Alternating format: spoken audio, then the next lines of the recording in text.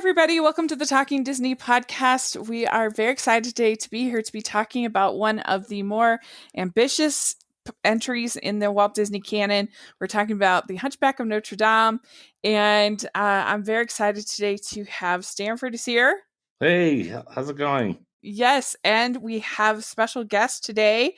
My very good friend Christine is here, and we became friends through our YouTube channels at the time, and particularly through talking the Hunchback of Notre Dame way back when I first did my Disney Canon review. And Christine, thank you so much for coming on talking with us. Oh, I'm so happy to be here.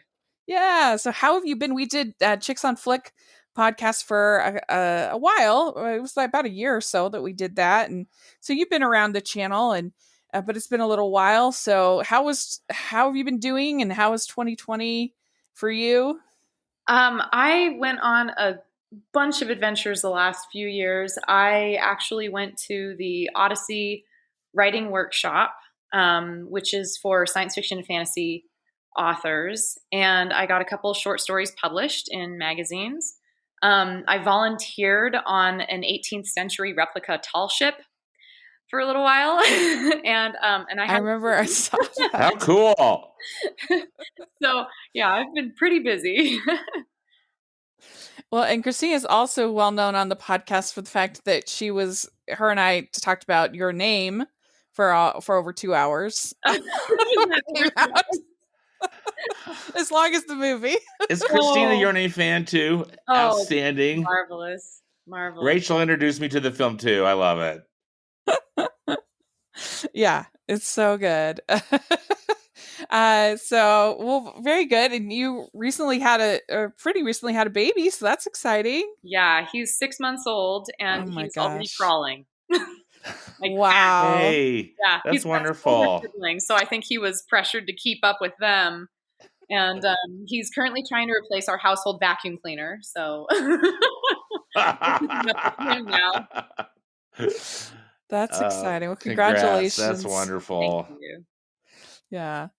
Well, let's dive into Hunchback of Notre Dame. And this is a really, I think, interesting movie, and it's going to be interesting to talk about it. It's definitely one of the biggest swings that the studio ever took, I think, for sure. In 1996, it came out. This was probably when they had the most most chutzpah to be able to make such a swing. Yeah. Because they had such a great little track record for there with Little Mermaid, Beauty and the Beast, Aladdin. And so with Alan Menken on board, I think they could have put pretty much anything out in 1996. Yeah, they had a lot of trust. Yes, they did. And so what I wondered first is, what was your first initial experience watching this film? Because I think that at least made a big difference as far as my overall sort of impression of the film. And I feel like that's the case with many people. What about you, Stanford? What was your first time watching this movie? So, I saw it in the theater probably opening weekend. And I can't remember specifically, Rachel, but I bet you I think I saw it at the Villa. I think the Villa was still open. Oh, so if I didn't, I saw it, somewhere here in Salt Lake City. But I love, as we know, Disney animation is like one of my all-time favorite genre films, or just movie studios. And so I left the film kind of with mixed feelings, and they continue decades later. But also in preparation of seeing the film, I read the book. I read the Victor Hugo book, which I had never read before. I had seen the film with Charles Laughton and Maureen O'Hara. Again, shocking, classic movie. But anyway, so I went in somewhat prepared. And then, saw it opening weekend. Yeah. Well, for me, I didn't see it in the theaters because this was when I was kind of like not as into animation. I was in high school, cool kind of cool thing, and not to be into animation. So I didn't see it, and then I didn't see it until I was babysitting with a friend of mine. She had two young nephews, and I was like, "Oh, here's Disney movie. Let's put it on." Click, and I was just like, "What?" We're like, what is this? And that really did kind of taint my experience with the film for a long time, because I just felt so embarrassed that just to be watching this with these, kids, and I was not adequately kind of prepared for what it was going to be. And here there are people burning people alive and, stuff like that. I'm just like, what? So I don't know. It's an interesting thing. And so what about you, Christine? What was your experience? So I had my first sneak peeks of the movie through, I believe it was called Disney Adventure Magazine. And I would have been 10 years old in 1996. And I would get that magazine and read through it and everything. And they had little snippets from the movie. And the first one that I remember seeing was Phoebus saving the Miller's family.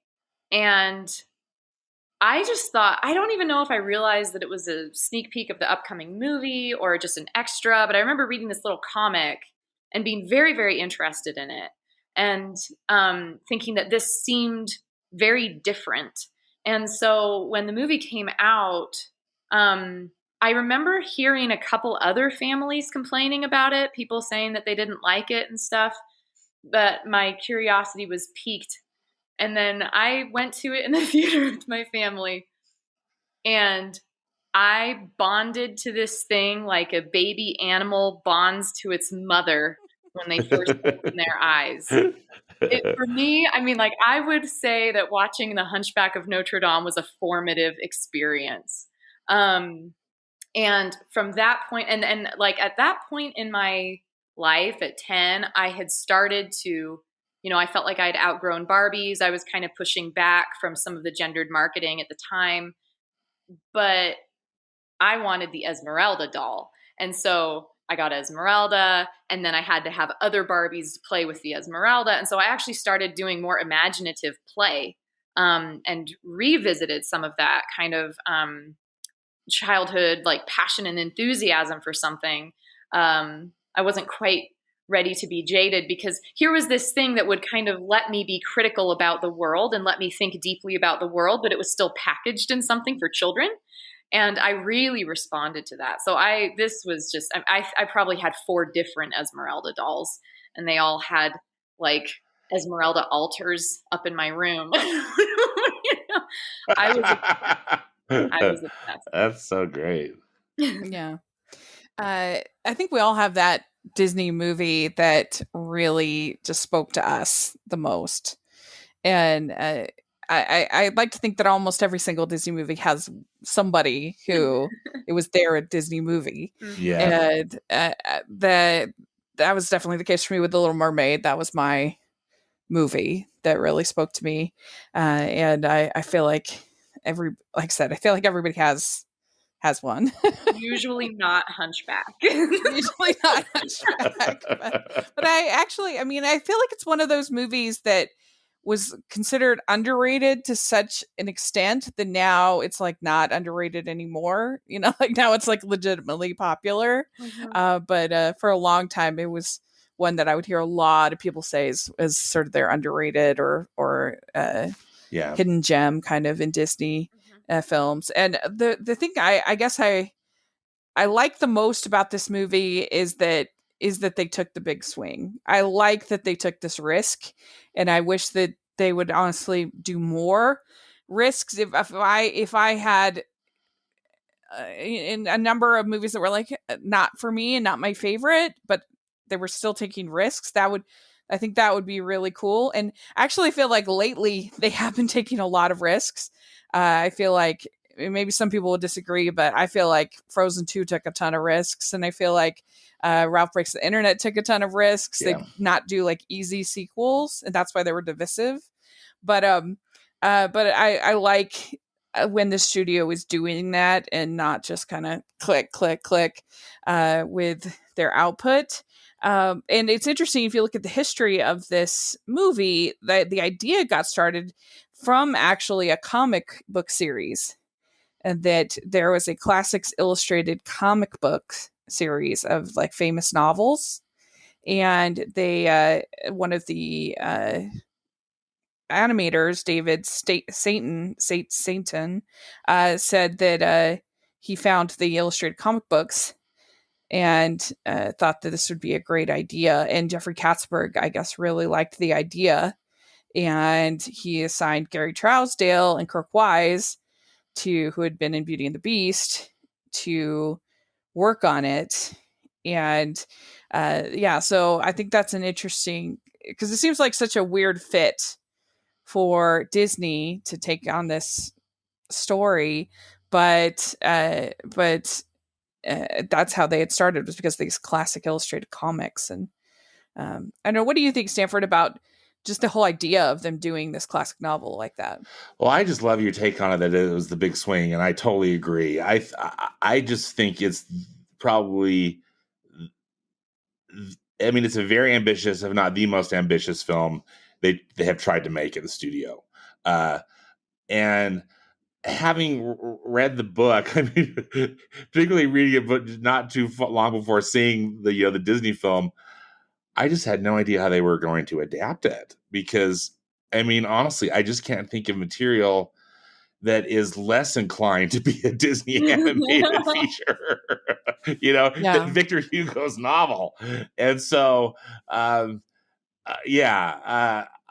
have, I mean, then of course, how Beauty and the Beast is my favorite of the, at least of the Renaissance films for sure. But I mean, it's my favorite Disney animated film.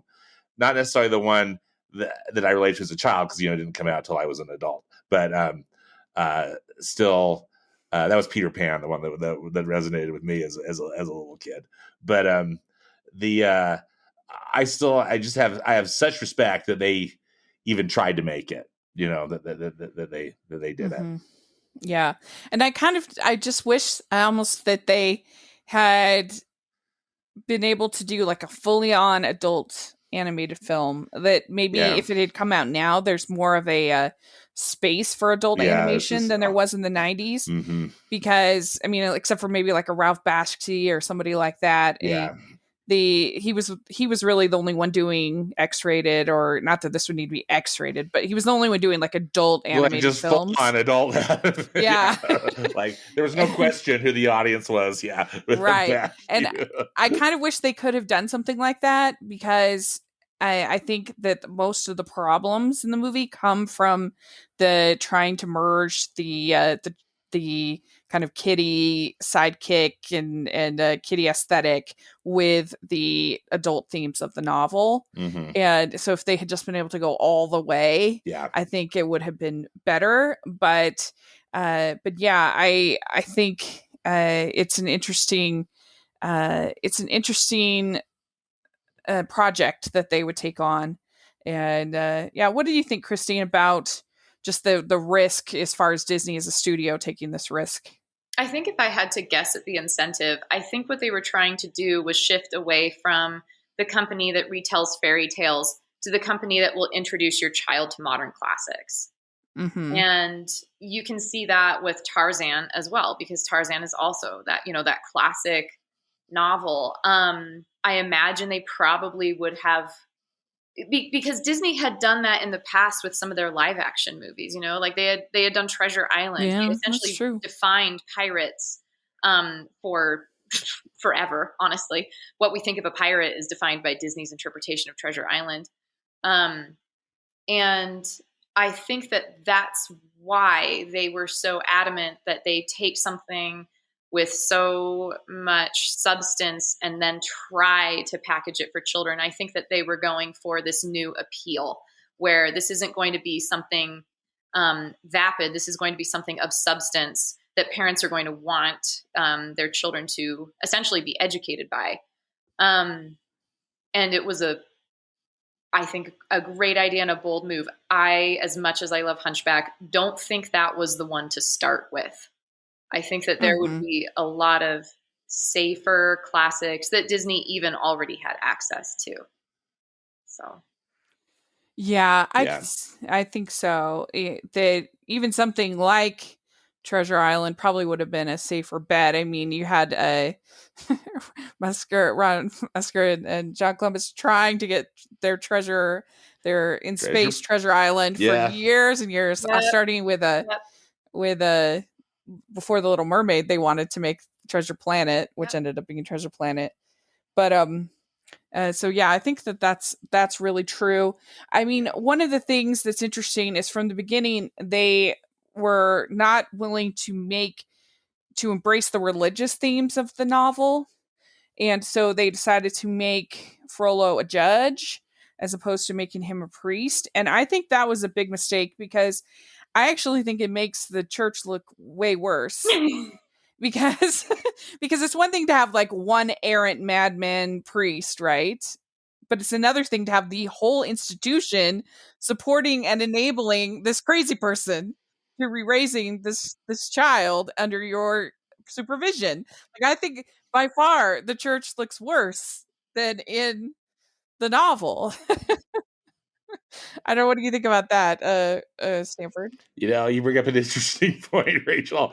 I thought that was an interesting call that they made to turn Frollo into a judge as well. Again, because part of the conflict is with Frollo being basically driven by lust. It's such a betrayal of his vows too. That's adding to the conflict of it.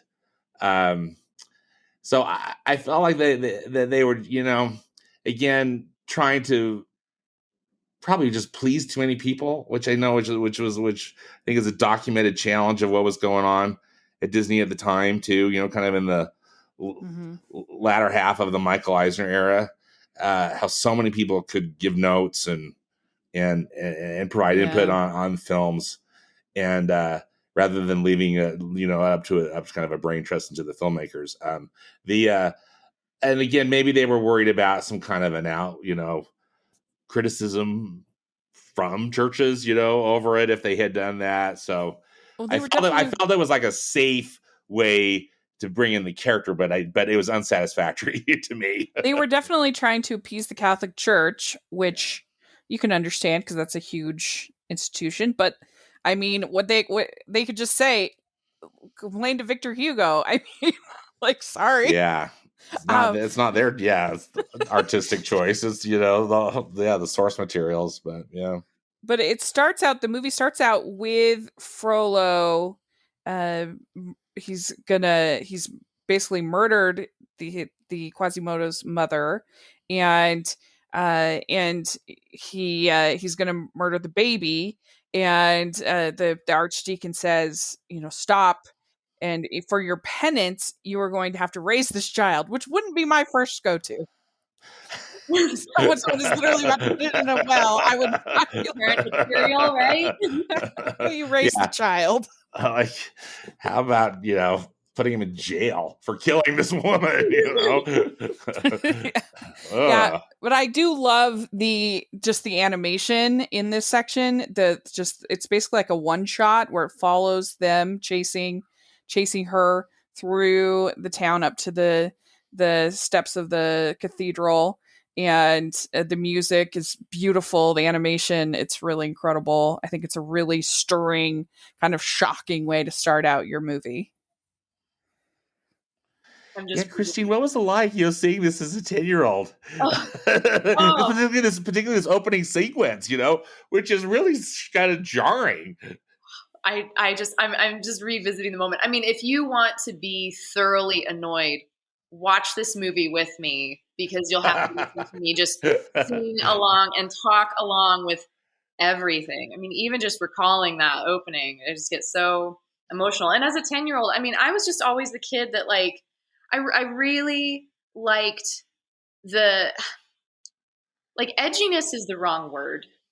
I just really always appreciated sincerity, profundity.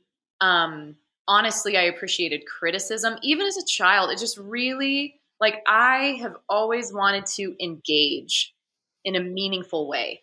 with whatever it is that's in front of me. And so here I was going to a Disney movie, and they were just like, we are committed to whatever it is that we just put in front of you, you know? And I was just like, spellbinding. Yeah. You know? It definitely starts out very bold.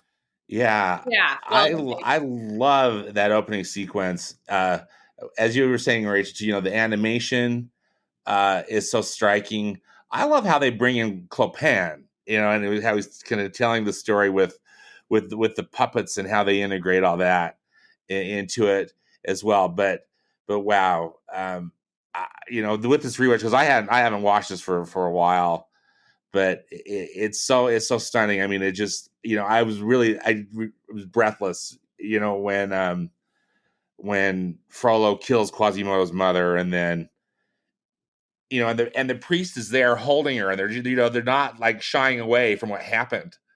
You know how it doesn't cut. He's you know, he's holding her dead body, and you just can't. It's something. It's really a great work of art. Yeah, I think so. And I always just am kind of like, when he says, you can never hide what you've done. Care for the child and raise it as your own. I'm kind of like, what? Wait a minute.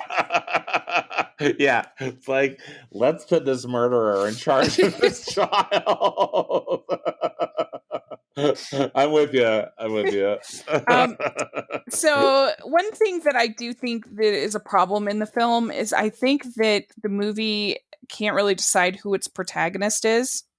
You have, obviously, Quasi is part of your protagonist, but then it kind of flirts with Esmeralda being the protagonist for a while. The gypsies the protagonist, but then the gypsies, I kind of wish they had made the gypsies more likable, because they're pretty mean, and so that makes it hard for you to kind of root for them. At one point, they're about to kill all of our leads. You know, they got them hanging and stuff. So it's just, it makes it hard for you to kind of root for them as the underdogs when they're being so mean to Quasi. And so I think that I kind of wish that it had sort of stayed maybe with Quasi as the protagonist. And I don't know, you as a writer, Christine, what do you think about that? I think it feels like multiple points of view. So I actually feel pretty comfortable with it, just because I feel like it's pretty evenly shared. And then there's so many parts of the movie that you can't really appreciate where a character is coming from unless you're there. I mean, we have moments where we are alone with Frollo, and we can't understand his motivation because he's not going to reveal it in front of anybody else. And I don't know if it's going to come across as clearly if we have to, you know, read between the lines, especially for children. But I agree that the representation could have been much better with the gypsies, which, it's always hard to talk about this movie with that being a pejorative term, but that being the term that's used in the movie. So I never know how to quite approach that. But I just think that there should have been more of them throughout. I think that they really needed to trade the gargoyles for Clopin's puppet show. That needed to be the framework that brought us back to contextualizing for children. If they felt the need to step anything back, they should have stepped back through this framework of the storyteller, not through the framework of fantasy magic. Yeah, I can see that. I mean, I think we all agree that the gargoyles are a big problem, right? Yeah. Yes. Yes, on this end. But how do we feel about Frollo? Aside from the fact they made him a judge, how do we feel about him as a villain? I think that Tony J does a great job with the vocals. I think it is a very strong vocal performance, and I think the animation is really good.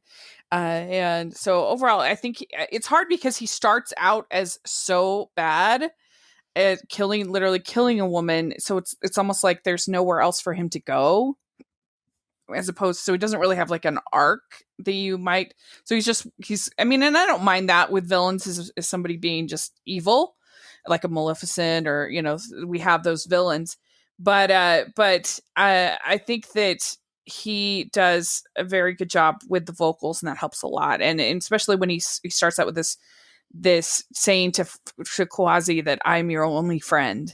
And he sings "The world is cruel" and the whole thing. And it's very, very, very devious. What do you think, Christine?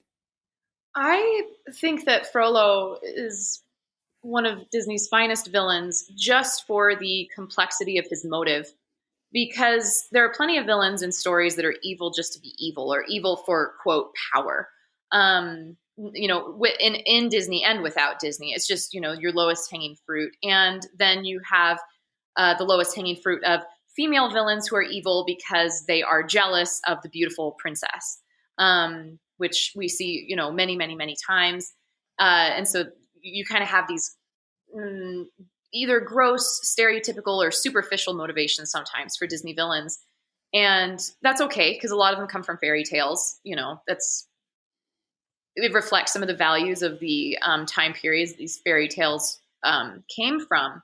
But with Frollo, you have evil for the sake of righteousness, which is such an important and interesting motivation to share with a child. That this is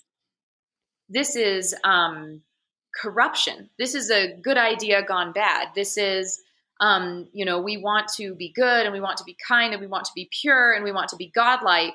And so therefore we're going to demonize everything around us. We want to make good choices and be righteous. And so we are going to demonize the woman that tempts us and make it her fault. This kind of hypocrisy is, to me, just so much more interesting than, I wanted to be king, or I'm bummed I'm getting old, or I want to kill puppies, or revenge and jealousy and things like that. So for me, I feel like Frollo works where, even though he's so, so, so bad, there's a reason for his badness. We come to understand the motivation. And so it doesn't feel empty or shallow to me.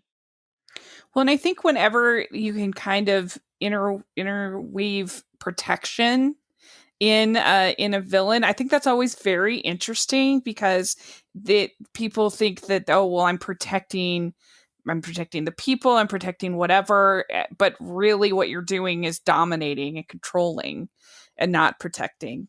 And that's such a common, even in real life, you see with domestic violence and other things like that, that'll be, oh, I'm just protecting you. No, you're not. You're, and I think that you can see that with him. I think that it kind of loses, it loses its way, I think, in the last quarter, I would say, of the movie, where he just kind of becomes a crazy person. But overall, I think there are some interesting things going on. It's definitely not for kids, I feel. And I don't know, how do you feel? You're the mother in this situation of the three of us. I mean, how do you feel as far as this as being something for children? I feel like 10 is about the right age. I mean, I think I was pretty good there. I think I could go as low as 9 if I had a kid who knew how to talk about this stuff with me. Because it's just the kind of thing where, like, you want to be able to talk with your kids about this movie. So if you've got a kid that either doesn't like to talk about movies or is too young to talk about movies, then I would hold off until I thought they could contextualize this on their own, which I would play more at 12, 13, even 14, depending on the developmental, kind of personality of the child. But I would also have been embarrassed had I been in, like, a babysitting situation with very young children, thinking I was putting, let's watch a Disney movie, a princess movie in front of them, and it's this. Like, I can completely understand how that would really take away from your initial impression of the film, for sure. Yeah. Well, so then we get Quasi singing Out There, which I think is probably my favorite moment of the movie. I think that Tom Hulce's vocals are really beautiful. I think what I like about it is that it's a very natural type of singing. He doesn't sound too I don't know, poppy or two. It's just like him singing is like a normal person, which I really like. And I think it's a beautiful song. And you had Alan Menken and Stephen Schwartz in this movie. And Talk about an A team, you know? yeah, Oh, incredible. They did a great job. yeah, they did. And Alan Menken, I mean, what everything's been said that can be said about Alan Menken. He's an EGOT winner. I mean, he's won everything that can be won, but he's just really incredible. I mean, if you look at the difference between the music of your Little Mermaids and your Aladdins and your, and then he'll do something like this, and then something like Hercules or even Home on the Range. Like, I mean, there's such different sounds. How does Yeah, he's incredible. He's is just all the different Tangle. styles. Yeah, yeah. Unbelievable. I'm with you, Rachel. I think Out There is probably. I mean, it's my favorite. Probably my favorite sequence of the film, and I would be up there like in the top 5 of all of my Disney kind of favorite Disney Yeah. moments. You know, I just think it's so heartbreaking. It's so beautiful. It's so demonstrative. I think of Quasimodo's character, and and they just animate it so beautifully. I mean, I love the whole thing. I think my favorite part is when he's kind of skiing down the gutter, you know, the rain gutter, whatever, Mhm. and then he ends up on that gargoyle and just looks all over. It's so beautiful, and then it kind of gets destroyed when the gargoyles show up. Like, good feeling gone, but Yeah. I know. It's such a bummer. it's a bummer. But it is a beautiful moment. It's definitely it would be up there, and if I was ranking the I Want songs, Oh, it's definitely up there for yeah, it's sure. such a good I Want song. Yeah. And so then we get introduced to Esmeralda and Phoebus, and then we find out Frollo's out to stop the gypsies. He says, "For 20 years, I've been taking care of the gypsies," which is very chilling. And we I find know. out about the Court of Miracles that he's trying to find, he's trying to stop, and we get our next song is Topsy-Turvy, and this is after Quasi has escaped, he's out, and I just wish that. And I just feel like it would be so much more effective if they were nice to like in that scene, because then we'd be rooting for them. We'd be rooting for the gypsies. We'd be rooting for all those characters, but it just feels so mean. They're throwing fruit at him and everything, and that I feel like that would have made this. I don't know, it would have just made it better. I think. I don't know. What do you think, Christine, about that? I think Disney made the same mistake with this film that they did with Pocahontas, Mm-hmm. where they tried to convey this both ways Yeah. doctrine, where they're like, oh, all conflict, goes both ways. These are, the Montagues and the Capulets. This is that, you chase us, Uh-huh. we choose you. The problem is when one of the groups that you're talking about is an oppressed group, or a minority, because that's not the dynamic. And so, like, I think that this was a very popular talking point in the 90s. And I don't think that the talking Mm-hmm. point included a lot of voices from those oppressed groups.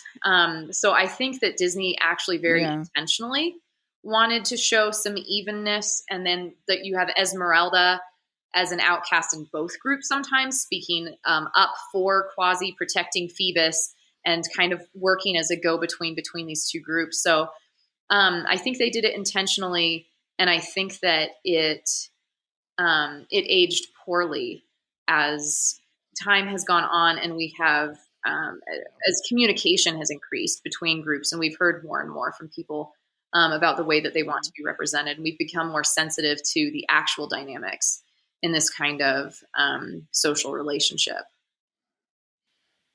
Yeah, I think that's very well said. I Yeah, agree. absolutely. Yeah, they literally tie him down. They crown him the king of fools because he's the ugliest of the group. And then this is when Esmeralda dances for the crowd, and you see this Phoebe is saying, "What a woman," which I don't feel like you would have your hero say now. I don't think now. And I think it's also kind of preparing the audience for the fact that Esmeralda is not going to end up with Quasi. It's kind of letting you know, because I think that there were probably some people that maybe not familiar with the novel, or that were kind of maybe expecting that to actually happen, but they have this early sign that it's going to be Phoebus and Esmeralda. That I think that's sort of early preparation. I don't. Do you agree, Stanford? That's a good point. I hadn't thought about it in that regard. For me, that was most striking in that scene is that we see like a switch flip with Frollo, in that he's so attracted to Esmeralda from with that dance she does, and I think they animate him so well because you just can kind of instantly see the conflict, that he's got a. This is the group of people that he's supposed to hate, and also he's just like the kind of the moral, literally judge, of the community and whatnot. But this it really kind of, again, I just think it really turned. That's where that plot point gets really gets moving forward, and I think too. I feel like this scene is also very much an homage to the Charles Laughton version of, that original, that film version of it, film adaptation. And I'm with you though. I really appreciate the talk about the gypsies because they are so mean, and it's just, and I know that's the point, but it's so heartbreaking. Here's Quasimodo tied up, getting just pummeled and beaten, really, and Frollo's not willing to do anything about it, and anyway, it's really tough. something. The other thing I think is interesting though is that, so that happens, and Esmeralda comes up and frees Quasimodo, and then she goes into her justice thing, which she holds up her knife, and I think, I kind of wish this point had been brought up earlier. Because I think it's so critical to the plot, and maybe a different direction it could have been taken. Anyway, that was my thought on this viewing too. It's like, clearly this is a group, the gypsies do need justice, but it seems like I wish some of that had been brought up, and maybe it had been with kind of the hunting of it and the killing of Quasimodo's mother and whatnot. But anyway, that's just my take. I'll be interested to hear your takes on it too. Yeah. So this is when Esmeralda gets sanctuary in the cathedral, and she sings "God Help the Outcast," which I think is another strong point of gorgeous part of the movie. Beautiful song, and I love the choral work throughout this movie. I think that, I don't know if it was a particular choir that they used, but I just love it. I think it adds a whole nother dimension, and I love in classical music whenever they can combine choral work with the instruments, because I think it just adds another layer to the sound. So that really works for me. It's a beautiful, beautiful song. Probably one of Alan Menken's best songs, I think, that he ever wrote. The Quasi rescues Esmeralda, and then Frollo tells him that nobody ever wants to see you, nobody ever wants to be around you, and that's when we get Heaven's Light. No face like mine was ever meant for Heaven's light. That's what Quasi sings.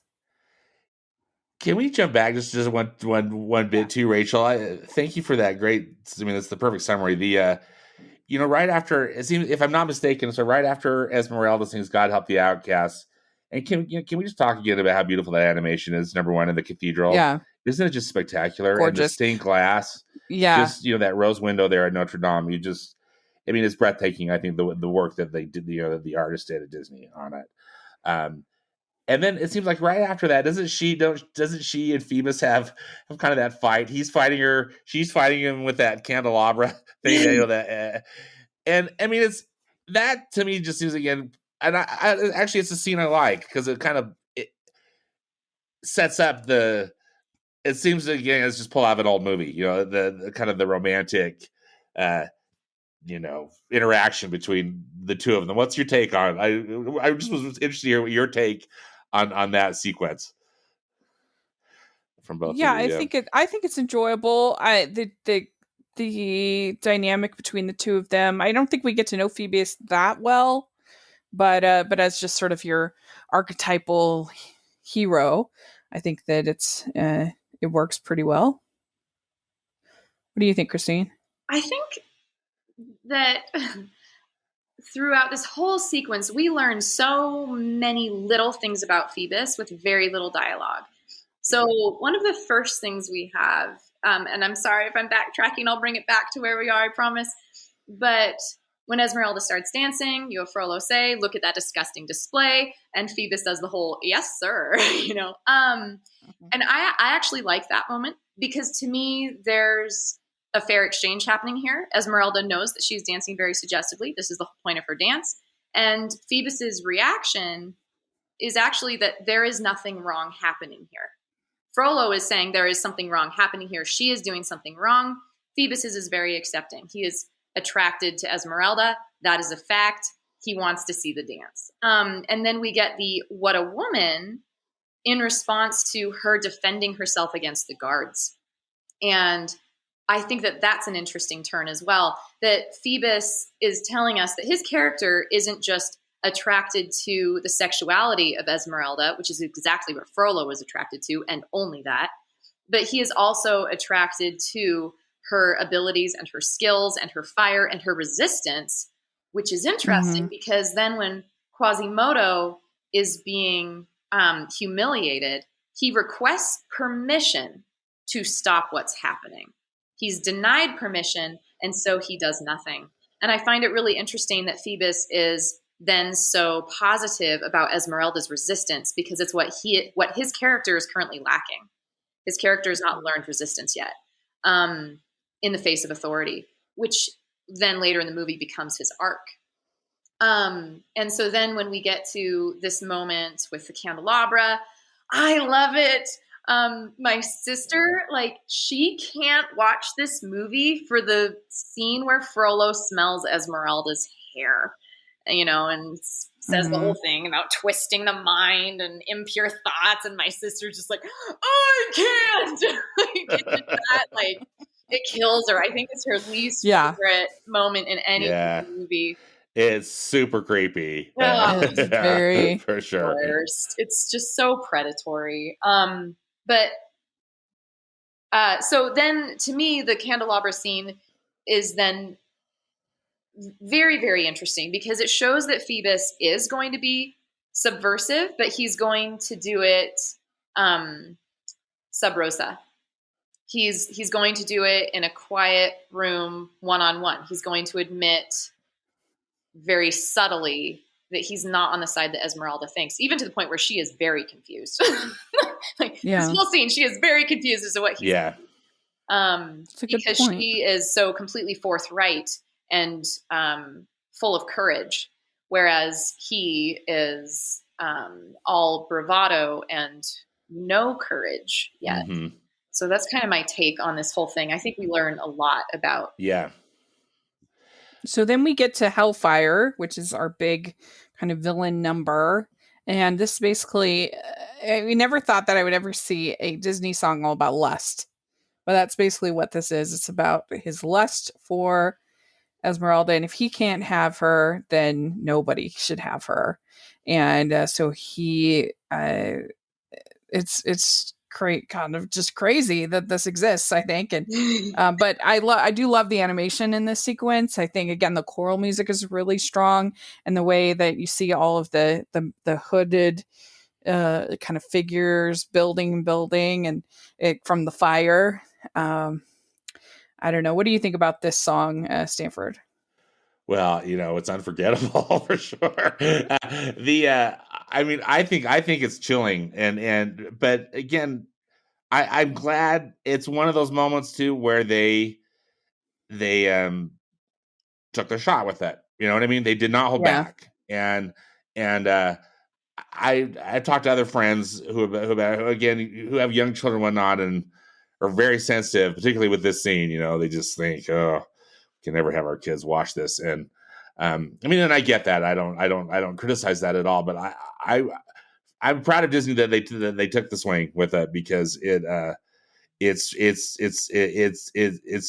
chilling. But again, it seems like it's just very, and with you, isn't it? I think it's probably the only villain song that's focused on lust versus other things. But wow, it's amazing. If I'm not mistaken, I think he was animated by the Paris studio, the Brizzi brothers. Oh yeah, yeah. If I could be wrong, but I think it could, but it fits just because, again, it's striking. It's something. Mm-hmm. What's your take on it, both of you? What do you think of it? Yeah, Christine, what do you think?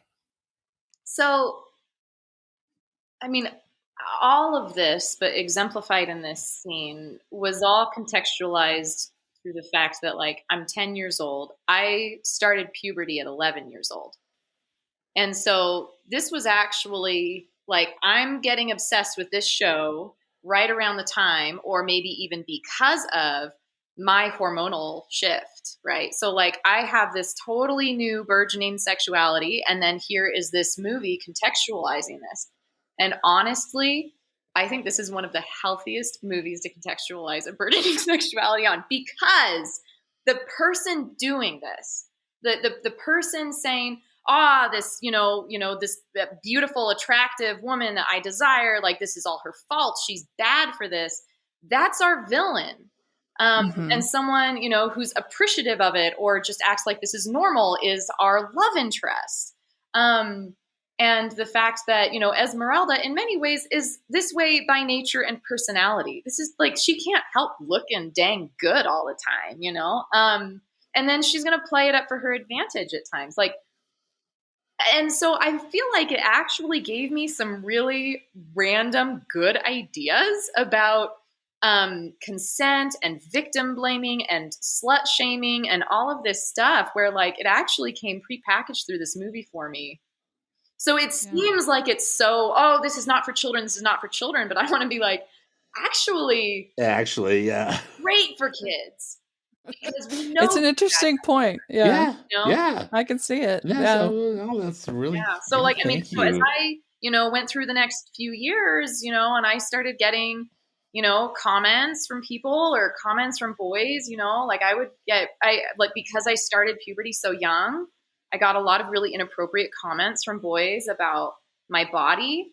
And it just was like, it all just got like, who are the villains?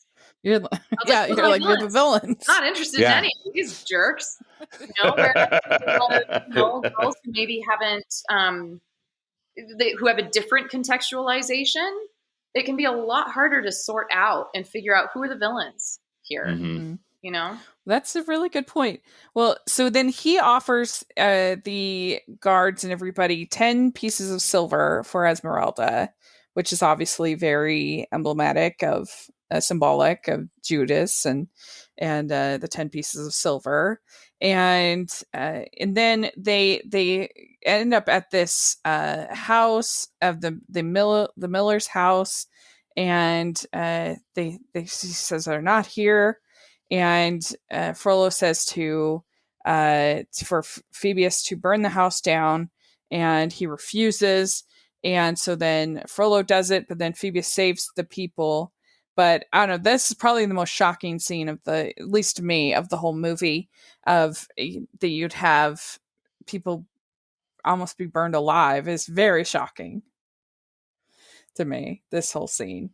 I mean, and he's just completely lost it at this point. He's burning Paris in order to find this one person and get his revenge. He's gone out of control. And then this is where we get A Guy Like You, which I've often argued that I think this is the worst song in the history of Disney, because it's not that the song is fine, like just as a song, it's a super cute song, fine. But it's so out of place, especially after you've just seen people about to be burned alive. Then and actually, when you think about the plot, it's actually kind of mean, because of what they do to Quasi and get his hopes all up that he's going to be able to be with Esmeralda, and then just like boom, the next second later, that's all over. You agree, Stanford? I can't tell you how much I hate this song. or I guess to say the song is fine, but not in the context of this film. Yeah. I think it destroys it. I know, again, what they were trying to do, lighten the mood, bring in some humor, kind of keep it family friendly. I despise it. I think I'm with you. I think it's sending the wrong message to Quasimodo, but just tonally, it doesn't like provide comic relief. It provides just disgust. It's like, please make it stop. It's so horrible. And they also, again, I don't have a lot of problems, with bringing in kind of modern references or different things. This is not, sometimes it's so out of place. I'm not overly fussy about that, but this just doesn't work at all. Just the way that all these different kind of imagery that would be familiar to a modern audience that they wouldn't be doing in France, that time period. Oh, I honestly, it's one of the things I think that really wrecks the movie. Yeah, not a surprise that they got rid of this for the Broadway recording that they did of this. Not a big shocker there. Yeah. I mean, do you have fun with it, or do you agree, Christine? I hate it.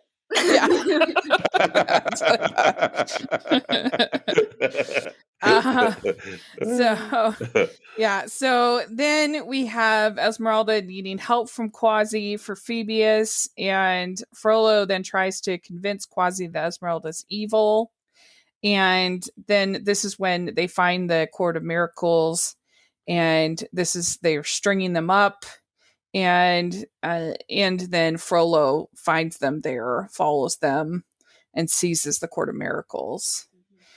So it's a pretty intense little section there. And again, I just wish they had kind of made the gypsies a little more likable, maybe on Quasi's side. I think that would have been a lot better.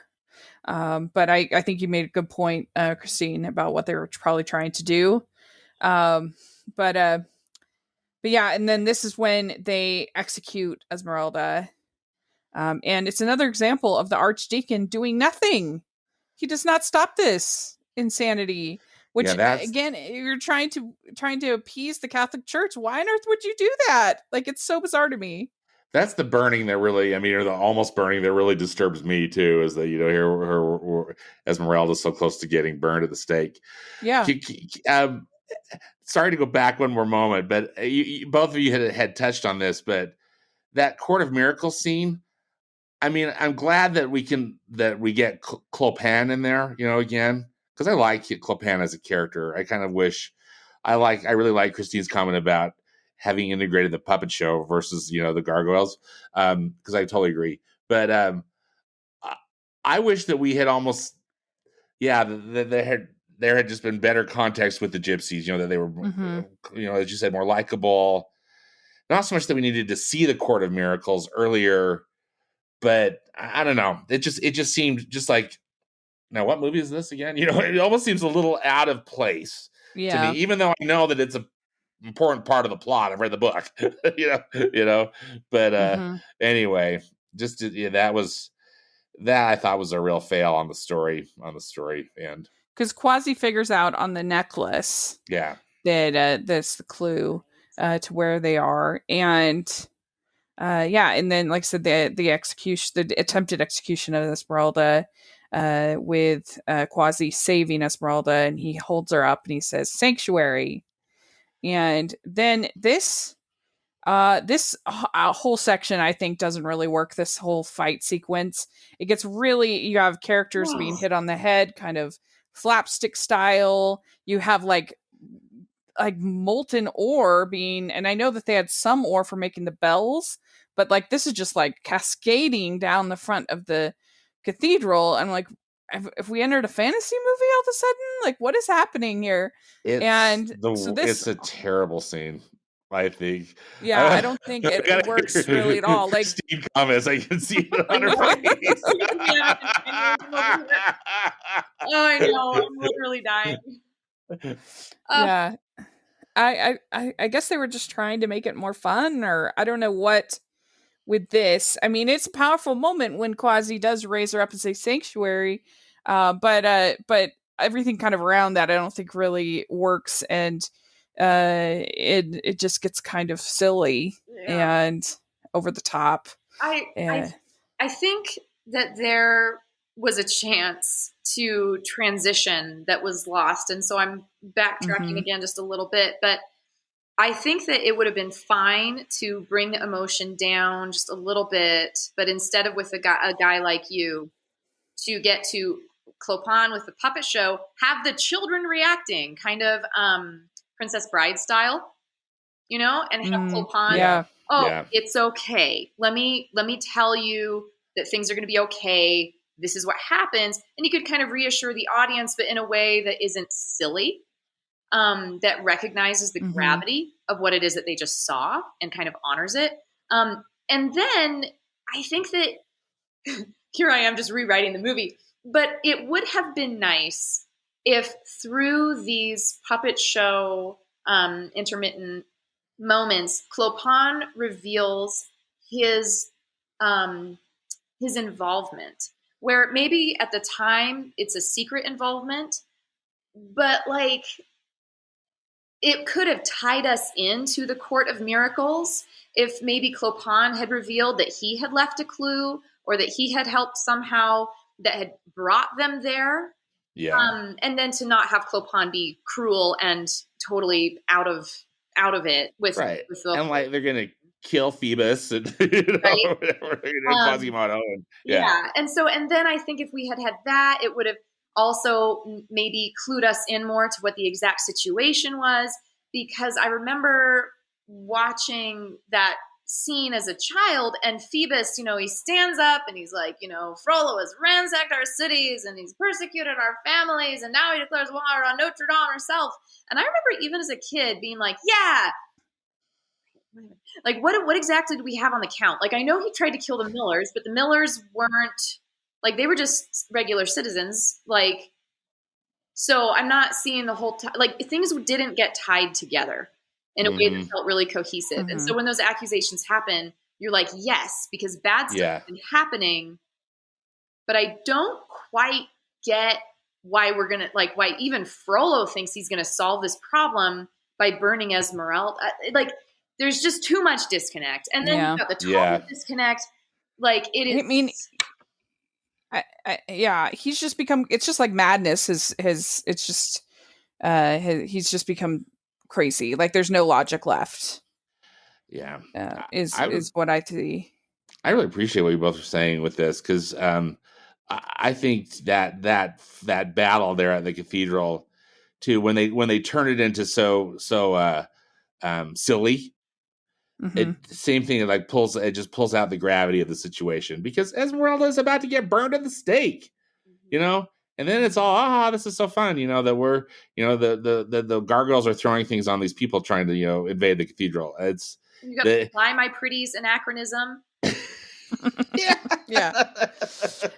And so it just doesn't work. It didn't work. Yeah, as they're battling it out, Frollo reveals about Quasi's mother, and then he's hanging. Esmeralda ends up kind of holding Quasi, and the gargoyle breaks, and Frollo falls into the molten ore. So that's kind of our after that, there's sort of a okay, he's gone. Yeah, he's kind gone. of our moment. Yeah. And then the movies, that's basically the end of the movie. Well, and then Quasi has to kind of bless the relationship of Esmeralda and Phoebus, right? And which is heartbreaking. I mean, I guess, again, because the whole time I was just thinking, are they going to kill him off? Are they going to kill Quasimodo off? But, they don't. And I think that it's got quite a good Disney-fied ending. I kind of like how that little girl comes up and touches his face, and that signals the crowd that Quasimodo is his friend. But it almost seems like it's too fast and too convenient. I don't know. I get emotional about it. And watching it, it's like, oh, this is so tender. But then thinking about it, like, I'm not sure if that worked. What's your take on that ending? How do you both see that? I don't think it works. But again, I admire the HUNCHBACK for giving it a go, I guess. Trying. So trying to put a Disney ending on a kind of a very non-Disney story. Yeah. To me, the little girl doesn't work because we don't know who she is. Yeah, she just comes out of nowhere. She was at the puppet show, maybe, was she? We're not sure. Yeah. And on top of that, I'm not totally sure why the townspeople think differently about Quasi, because they didn't see everything that's happened. True. What's their context for suddenly changing their minds? It's so, to me, like, the mob in Hunchback is the ultimate mob. Like, we have mobs in several movies. You got the big mob and Beauty and the Beast. Oh, yeah. But, like, there's a way to follow the mob logic. It's sudden and it's mob-like because that's their purpose. But you still see them, like, getting stormed up for certain reasons, and then they come back down for certain reasons. And when you leave them and then you come back to them, they're still where you left them. But with Hunchback, the mob is just authorial hand. There's just nothing else. You don't understand why they're going to suddenly get on board with everything that they do. And then, like in this scene, the last time we saw mob's treatment of Quasi, it was a certain way. Now we come back to the mob and they all feel differently. Why? Because the audience feels differently. And it's so, to me, that little girl is this representation of the final say of the mob. And it doesn't make any sense. She feels totally random. In some ways, I wish that it had been more Clopin, yes, the final touch on his acceptance, maybe a revisitation of their celebration of him earlier, which we kind of see because they lift him up on their shoulders and they kind of celebrate him again. But I kind of want to see, I don't know, Clopin take this thought from earlier, where we celebrated him for this, we were wrong, we should celebrate him for this, or even just a really short telling the mob, like, little did you know this is what Quasi did. I don't know, like something. Maybe if there was like a little epilogue, like a little epilogue where you saw Quasi being I don't know, being welcomed into some kind of a career of some kind or some kind of a home. Maybe that might have helped a little bit. But I mean, I have to say, anything's better than what they did in Hunchback of Notre Dame 2. That movie is one of the worst animated films I've ever seen in my life. I refuse to watch it. I'm just like, I'm not even going to pretend this movie exists. It is so bad. This movie exists. They have jewels inside the bell because you have jewels that are deep inside or whatever. You're beautiful inside. Oh my gosh. Why would anybody do that? So horrific. And then to give it's so bad. It's just not even worth talking about. No. Burn every copy. I feel better than for not having watched it, because maybe I should give it a shot, but no. I'm some clear. Of those. Yeah, it is one of the worst movies I've ever seen in my life. Well, we have some comments and from Twitter. So let's check it out. We have Richard Southworth. He says, I think it's a good film. The music is probably the best thing about it, but the story works too. The harsher moments did make me uncomfortable watching it as a child. Movies, please. He says the Gargoyles comedy clashes with the rest of the movie. Cut their screen time, including a guy like you. Make them definitely just a figment of Quasimodo's imagination, each one representing different aspects of his personality, and you'd have a masterpiece. Nostalgia Cast, he says, probably Disney's most frustrating animated classic. Victor Hugo is a big swing, and the mature elements are handled well, but every time They take one step forward, they take 2 steps back with comedy so juvenile, it's obvious. They're terrified of the source material. And Brett, Team Kongzilla, he says, love it. I believe you take out some of the lame 90s kids jokes and you have a film on par with Beauty and the Beast. Also has one of the best 90s Disney soundtracks and the best Disney villain song ever. Griffin Schiller, Film Speak, he says, by far my favorite Disney animated film. Jaren, I Talk Movies, says one of the few Disney animated films that deserve the live action treatment, a super good, often overlooked classic. I'm going to read everybody's comments. And we have a really long comment from our friend Matthew David Klein, and I will put that on our Twitter so that people can check it out. He tells some stories about his experience in high school. And so that will be interesting for our listeners. And he ends and he says, in conclusion, even though I had this film at maybe number 7, with Atlantis The Lost Empire at 6 and Mulan at 8, for I would say that now after rewatching this film a couple weeks ago, I would now rank The Hunchback of Notre Dame at number 4, with Tarzan at number 3, and probably Moana at number 5. So there we go. I remember, Rachel, when you and I went over Disney princesses, we ranked Disney princesses. Or maybe, was it? Yeah. We ranked Mulan at number 1. We counted her as a princess. Yeah. But we ranked Mulan as number 1. And for me, that reflects a lot of kind of my reaction to Hunchback. It's not the most perfect Disney movie.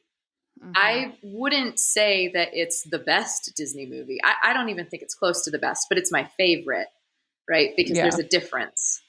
So. Yeah, for sure. Yeah, absolutely. Yeah. I think so. So I had it at 43 in my last ranking. I have it just after, I have Fantasia 2000 at 42, and I have Treasure Planet at 44. So there we go. I have it at 51. It's really low. But again, I respect it, and those scenes that we talked about that work, there's nothing better. But as a collective whole, the humor that they add and the really disjointed portions of it for me really pull it down as far as just my enjoyment of it. Yeah, I feel bad that I have it low just because I love the music so much, and as I mentioned, that Out There scene I just think is just one of the all-time best. Yeah. Everybody has their rankings. Yeah. But we have, for our next episode, we are going to be doing The Adventures of Ikbod and Mr. Toad. All right. Yeah. So talk about a change, another wacky, weird movie based on classic literature. So that'll be interesting. Outstanding. But thank you so much, Christine, for coming and talking with us. This was really great. Absolutely, Christine. Thank you. This was really, really great. I loved it. And so do you have any social media or anything like that you want to share? Yeah, I think people can find me at christinetyler.com. That's got pretty much everything. On Twitter, I'm C. Tyler Author. And on Instagram, I am also C. Tyler Author. And I think you can pretty much find all the links there. I've got a bibliography there with my publications as well. Great. And Stanford, where can people find you? On Twitter, I'm at Stanford Clark, and I have a movie podcast and blog at moviespastandpresent.com. Great. And you can follow us at Disney Talking on Twitter. So make sure you check that out. And you can find me all over social media at Rachel's Reviews. And if you are listening to this episode on iTunes, please leave your ratings and reviews. We really appreciate it.